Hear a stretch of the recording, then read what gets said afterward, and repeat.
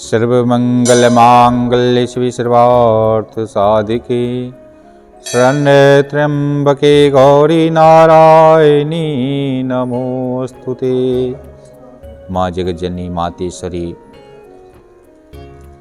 आज हम उपायों के विषय में ही बात करने वाले हैं। जैसे हम कई बार बहुत सारी उपाय करते हैं, बहुत सारी कामनाओं के लिए उपाय करते हैं और फिर भी हमारा हाथ खाली रह जाता है।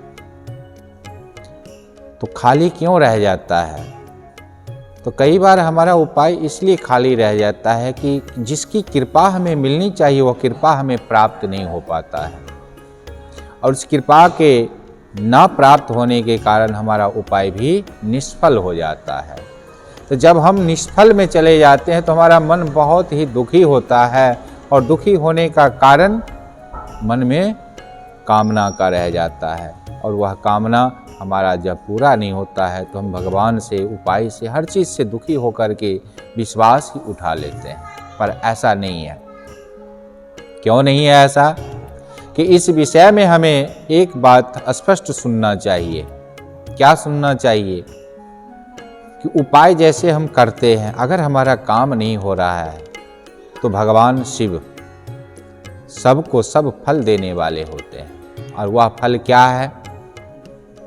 और ये जैसे सोमवार के दिन अष्टमी तिथि हो, तो अब आप समझ गए कि ये माँ जगत जननी का उपाय है।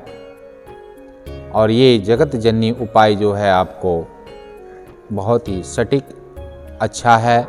ध्यान से सुने इस उपाय को। और ये उपाय क्या है कि सोमवार का अष्टमी तिथि हो, ब्रह्म मुहूर्त में उठें, ऐतवार को 31 बेलपत्र तोड़ें जो खंडित ना हो, और जब बेलपत्र उतारें तो अपनी कामना को ध्यान करके उतारें। माता पार्वती से प्रार्थना करें कि यह बेलपत्र हम चढ़ाते ही हमारी मन की स्वतः कामना पूरा होए माँ, इसलिए मैं इस बेलपत्र को लेने आया हूँ। इतनी कामना करके 31 बेलपत्र लेके आएँ। थोड़ा सा चावल जो खंडित ना हो वह 31 दाने हो, और 31 दाने साबुत मूंग हरा ये ले लें, और ये तीनों लेकर के भगवान शिव के मंदिर में चले जाएं। अष्टमी तिथि हो, सोमवार का दिन हो, नहा धो के भगवान शिव को ध्यान करते हुए उनकी दहलीज के नीचे, जैसे हम अस्थावर होता है उसके नीचे हम चावल की जो 31 दाने हैं उनके नीचे चढ़ा दें। और उसके बाद वो 31 जो बेलपत्र हैं उसमें ओम नमः शिवाय लिख करके जो माँ जगत जननी के आगे जहाँ बाबा का पंचकन्या विराजमान होती है, जहाँ पे सर्प का निशान बना होता है, उस पे एक एक बेलपत्र चढ़ाते जाएं। बेलपत्र का मुख आपकी तरफ हो और डंडी महादेव की तरफ हो। इसको आप 31 चढ़ाते जाएं और श्री शिवाय नमस्तुभ्यम, श्री शिवाय नमस्तुभ्यम ऐसे जप करना है 31 बार। और वो चढ़ा करके उसके बाद आप चले जाएं नंदी के पास।